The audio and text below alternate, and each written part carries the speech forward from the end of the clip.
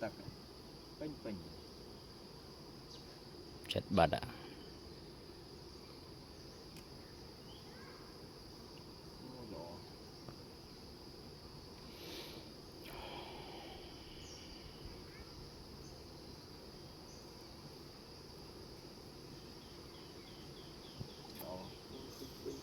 đọc ngày tiết nhật men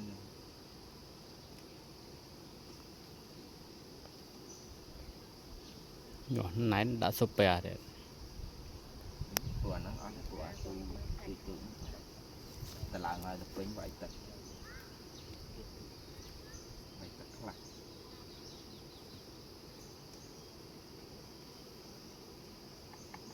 ồn mày đó đó 7 ngày tiết nhật luôn vâng